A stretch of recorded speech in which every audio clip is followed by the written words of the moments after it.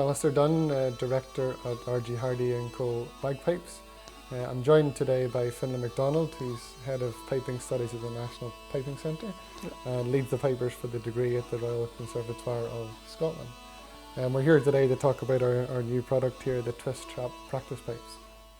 I've taught in various countries around the world and spoke to many teachers who tell me about the difficulties going from a practice chanter to the bagpipes.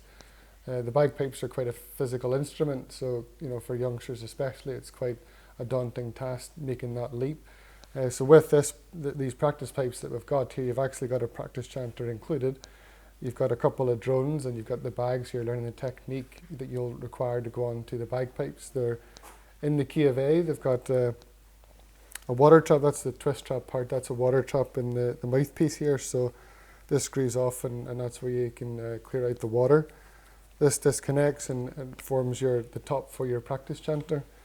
So Finlay, you've had these pipes now for a couple of weeks. What are your thoughts? Yep, I've had them. I've been playing them quite a bit for the last few weeks, and I think they're really good. The whole addition of the drone for me is a big positive, because when you're learning, the pipes themselves are such a powerful sound, but the drone's such a part of that, and I've always found the practice chanter never quite captures that, obviously, because it's just a melody. So even playing simple scales, or playing this scale, or really simple tunes with the addition of a drone makes a huge difference to how the music sounds. And I think even from a very early stage, this could be a really handy thing for beginners.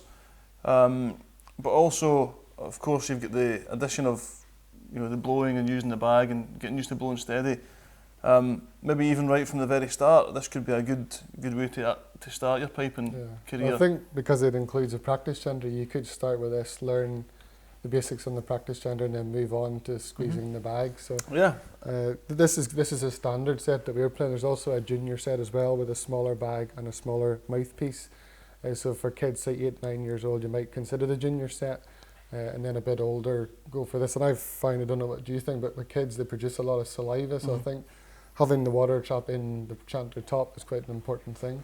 Yeah, and it's great, and it also kind of regulates the air a bit. It feels that the pipes aren't too easy, so it does kind of feel as if they're being regulated, and they stay pretty well in tune. I've been picking them up and putting them down on and off for the last few weeks, and they have stayed pretty much bang on concert pitch, which again is really great for playing with other instruments, playing with guitars, fiddles, any accordions, anything like that. It's a really great thing, and it kind of puts pipers on a level playing field with everyone else if you can go along to a session at a practice and be in tune.